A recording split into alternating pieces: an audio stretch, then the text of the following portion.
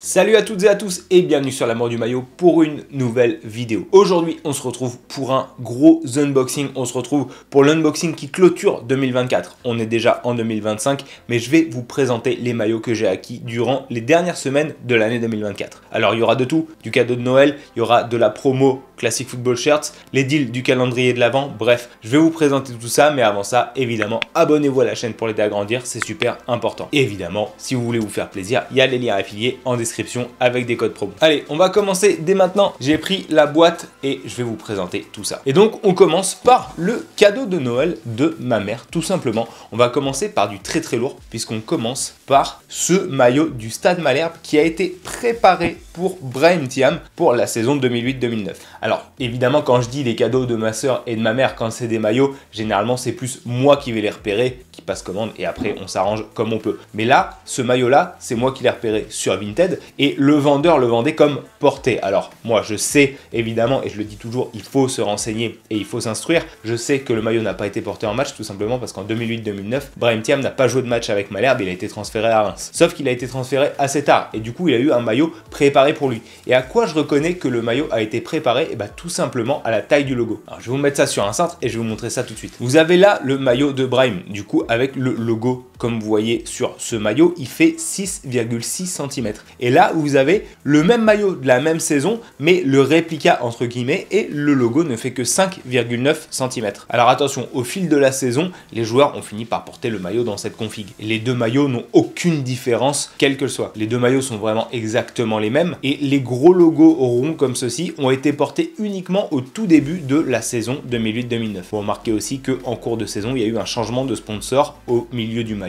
Le groupe Celeos a cédé sa place au groupe CTI. Mais je reste quand même super heureux d'avoir mis la main sur ce maillot parce que j'ai toujours voulu avoir ce logo dans cette taille-là parce qu'il me semblait bien visuellement sur les photos que le logo semblait plus grand que ce qu'on trouvait en boutique. Alors peut-être qu'en début de saison, en boutique, ils vendaient cette taille-là, mais on est très vite passé sur cette taille-ci. Et pour moi, ce maillot, il incarne vraiment la saison de la désillusion parce qu'on avait les moyens de finir en top 10 et on a fini en Ligue 2 comme d'habitude. Et Brahim Thiam, c'est un joueur que j'aimais beaucoup parce qu'il adorait Malherbe, il adore toujours Malherbe d'ailleurs, il défend vraiment le club. Et le petit tips aussi que vous pouvez repérer sur les maillots de cette époque-là, c'est que le flocage était vraiment arqué, c'était un placard. Là où, à part pour les gros joueurs, en boutique, si vous alliez faire floquer le nom d'un joueur un peu commun de l'effectif, il le faisait lettre à lettre et c'était pas parfaitement arqué, c'était pas parfaitement aligné. Bref, ce maillot me rappelle énormément de souvenirs, je le kiffais trop et donc forcément, bah, merci maman pour ce maillot. Allez, on continue avec un autre cadeau et cette fois-ci, vous allez voir que c'est un maillot de rugby, évidemment, maillot de l'équipe de France de rugby à 7, le premier maillot Le Coq Sportif de rugby à 7, mais la version extérieure. Et celui-ci, c'est la version player, puisque le code, c'est le code qui est associé au maillot fabriqué en France. Il est encore neuf avec étiquette, et celui-ci m'a été offert par ma soeur, que je remercie. Je vous avais déjà présenté le maillot domicile, et ben voilà, le maillot extérieur. Franchement, de l'époque Le Coq, à part ceux de 2024, ces maillots-là, c'était vraiment mes préférés, qui reprenaient le 7 avec le drapeau français. Je le kiffe énormément. Je crois que c'était le seul maillot de rugby, et au fil de la vidéo, vous allez avoir pas mal de maillots de hipster de foot, à commencer par celui que je vais vous montrer tout de suite. On part en Italie, vous allez certainement le reconnaître, voilà le dos, ce maillot de Palerme. Le maillot, je le kiffe trop, il est magnifique et je l'ai reçu neuf avec étiquette et je l'ai payé uniquement 30 € sur Vinted. Je suis trop content, il est super beau. Ma compagne m'avait déjà offert le maillot de domicile et d'avoir celui extérieur comme ça, je le kiffe celui-là, je vais pouvoir le porter cet été. J'aime trop le design, c'est vrai que Kappa, moi je suis un petit peu acquis à leur cause, donc forcément je suis pas très objectif, mais avec le petit logo en gomme ici, sans les sponsors, je trouve qu'il rend vachement bien. Le petit Siamo Aquilé derrière le hashtag, ouais, voilà. Vraiment une réussite. Le trio de maillots de cette saison-là, c'était 2022-2023, c'était du lourd. Le domicile avec les lacets, le extérieur en noir et rose, et le troisième en blanc et rose, un petit peu tacheté comme ça sur le maillot, et les petits rappels dorés évidemment. Vraiment grosse réussite, gros style, et ce maillot, je le kiffe vraiment. Allez, on continue, et là, je vais vous présenter le premier maillot qui vient de Classic Football Shirts de cette vidéo. Ce maillot, je l'ai eu grâce au deal de calendrier de l'Avent et je trouve qu'ils avaient vraiment respecté les gens parce qu'il y avait moyen d'avoir des super maillots. Ce maillot du PSG qui est neuf avec étiquette, qui est un maillot stock pro de la saison 2020-2021. Très clairement, sur les dernières années, c'est mon maillot préféré du PSG. Et j'en voulais absolument un. Et la chance que j'ai eue, c'est qu'il m'est revenu à 50 € avec les deals du calendrier de l'Avent. Alors j'en profite pour faire une petite parenthèse aux malins qui trouvaient ça trop cher ou qui trouvaient que c'était de l'arnaque, que les prix des calendriers de l'Avent est totalement augmenté après le calendrier de l'Avent. C'est un petit peu le principe. Il y en a qui voulaient profiter, je pense, du code Boxing Day pour avoir 20% en plus, mais vous n'allez pas être plus fort que le système. Je trouve que déjà 50 € pour ce maillot-là, c'était vraiment exceptionnel. Il est neuf avec étiquette, c'est un maillot stock pro. Je trouve que le design, forcément le design HTR marche vachement bien. Il faisait la même promo sur le maillot extérieur aussi. Et même si je suis pas supporter du PSG, je pense que ça c'est un maillot que je vais pouvoir porter. Allez, plus on va avancer dans la vidéo, plus vous allez voir des maillots de hipster. Et là, on va taper dans le lourd. Parce que je pense qu'on fait pas plus hipster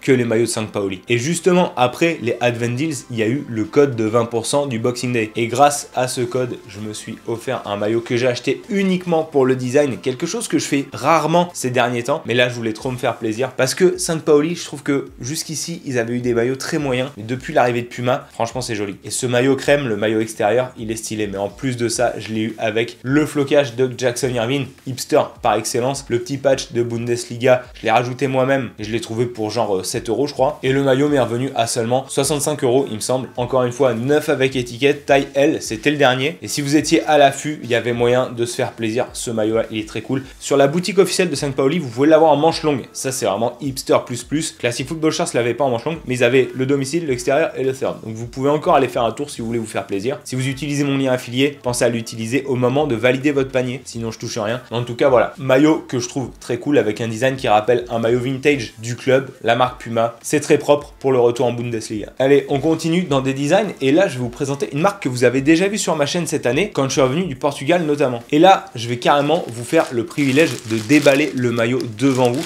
puisque je ne l'ai pas encore ouvert. Il s'agit ni plus ni moins que de peut-être l'un des plus beaux maillots de sélection hors Europe de l'année, et clairement encore un gros travail de la Catoni que je vous avais présenté avec les maillots de Farenges et les maillots du Club Atlético de Portugal, évidemment le maillot de l'Angola. Si vous prenez du Lacatoni, souvenez-vous que sa taille serrée, donc moi j'ai pris un XL et je l'ai payé 30 €, donc franchement très cool. La manufacture, elle est un petit peu légère par contre, on va pas se mentir, le logo c'est vraiment du tissu qui est thermocollé dessus, pas de relief, il n'y a pas de travail, par contre la matière est très agréable et je trouve que les motifs à l'intérieur du maillot sont très beaux également. Le logo Lacatoni est en gomme, ça c'est très cool aussi. Et évidemment c'est assez naturel de voir l'Angola qui est un pays lusophone équipé par Lacatoni. Je trouve que le maillot est très beau. Il est aussi dispo il me semble sur la boutique de Lacatoni si vous voulez vous faire plaisir. Et il restait toutes les tailles sur Classic Football Shirts. Si vous voulez aller voir, vous pouvez y aller. Allez, on passe sur le tout premier maillot de MLS de ma vie. Et là c'était un deal du calendrier de l'Avent aussi. C'est un maillot que j'ai acheté à la fois pour le style mais aussi et surtout pour voir la technologie. Là encore, je vais déballer le maillot devant vous. Peut-être que vous reconnaissez déjà.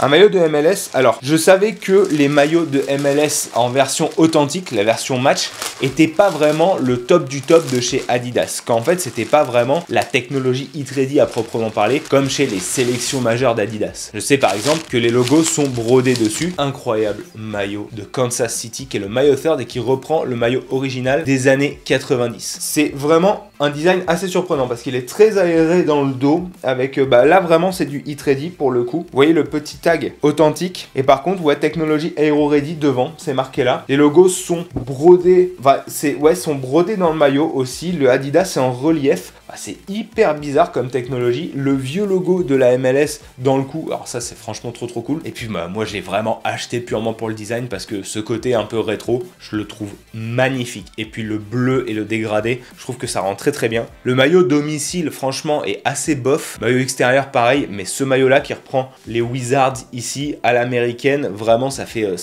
football d'université. Une vraie réussite. Honnêtement une vraie réussite. C'est rare, comme je disais désormais, vous connaissez l'histoire maintenant depuis un an, c'est rare que j'achète un maillot juste pour le design pour me faire plaisir. Celui-ci c'était vraiment le cas, je ne connais rien au club, mais je trouve que avec le col bouton comme ça en plus, le design il est vraiment impeccable. C'est un des plus beaux maillots de MLS de cette saison. Allez, il reste 2 maillots et franchement je vous ai respecté. Avant de passer aux 2 derniers maillots, évidemment abonnez-vous à la chaîne, c'est hyper important. Il reste un maillot stock pro dont j'ignorais l'existence et il reste un maillot qui est soit porté soit préparé. À mon avis il a été porté et je vais vous mettre la preuve à l'écran. On commence par le maillot stock pro. Je vous ai dit dit que c'était un maillot Stock Pro qui avait jamais vu la lumière du jour. Vous allez le reconnaître assez vite. Maillot noir, technologie Aeroswift, puisque c'est le Stock Pro de l'équipe de France 2017. Vous vous souvenez qu'en 2017, Nike avait sorti une troisième gamme, à la fois pour le Brésil, pour les États-Unis, l'Angleterre et la France. L'Angleterre et les États-Unis avaient porté ce maillot Third, bleu marine pour l'Angleterre et rouge pour les États-Unis. Par contre, le Brésil qui avait eu un maillot vert bouteille nuit avec des touches de doré et la France qui avait eu du noir et du turquoise n'avait pas porté ce maillot en match. Et le maillot, du coup, moi je pensais qu'il existait que en réplica et en player boutique, alors qu'en fait il a été confectionné par Nike avec l'étiquette thermo à l'intérieur. Moi je trouve ça fou de me dire qu'il y a eu un maillot qui a été fabriqué et qui n'a pas vu la lumière du jour. Je savais que mon pote Vincent avait réussi à l'avoir en manche longue, ce noir là, du coup c'est là que j'ai vu l'existence et je l'ai trouvé du coup sur Vinted.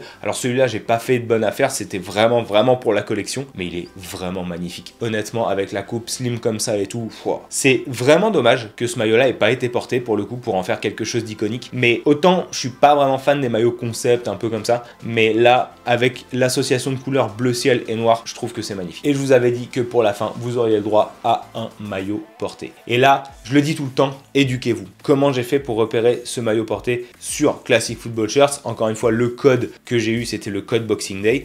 En scrollant tout simplement, en allant voir, en cherchant mes équipes un peu, je suis tombé sur un maillot qui a fait tilt. Je vais vous montrer ça tout de suite. C'est un maillot de la Roma floqué Benassia. Sur le coup, je me dis ouais, bof. Sauf qu'en fait, moi, je connais la différence au premier coup d'œil entre les players boutiques et les player issue, les vrais stocks pro de la saison 2014-2015, parce que les players boutiques avaient une couture dans la nuque que vous ne voyez pas ici. Du coup, en le voyant, je me suis dit merde, mais ce maillot-là, c'est un vrai maillot stock pro. Et puis après, je me suis souvenu que Benassia, il était parti au Bayern autour de cette période-là, donc il me semblait qu'il l'avait pas porté. Et en fait, en allant chercher Benassia Roma, je l'ai vu dans Google Images avec ce maillot-là. Et je me suis dit, c'est quand même bizarre, un stock pro avec un flocage Benassia, personne n'aurait pu accéder à ça et l'avoir. Donc forcément, ce maillot-là, il n'a pas été fait par quelqu'un. Il a vraiment été fait en intendance. Et donc en cherchant, j'ai vu que Benassia avait joué l'International Champions Cup avec la Roma cet été-là. J'ai comparé les photos, puisque vous avez le patch Serie A ici, et surtout la disposition des flocages. Et je me suis rendu compte que ce maillot-là, le flocage est disposé au millimètre près, comme pour le match contre l'Inter. Ça peut pas être un hasard. Pour moi, ce maillot-là, on peut jamais affirmer à 100%, il a été porté par Benassia contre l'Inter. Alors je sais juste pas si déjà à l'époque la Roma mettait l'authentification des maillots à l'intérieur. On l'a pas, on a juste l'étiquette thermo maillot stock pro. Sauf que j'ai pu aussi voir les photos du maillot qui a été porté contre United et la disposition du flocage est pas la même. Je parle de l'alignement des lettres et du numéro. En plus la taille correspond. Une chose est sûre, c'est que ce maillot-là, après qu'il soit sorti de l'intendance, le nouveau propriétaire, la personne qui l'a récupéré, l'a porté. C'est sûr et certain. Le patch a un peu terni. À l'intérieur, l'étiquette,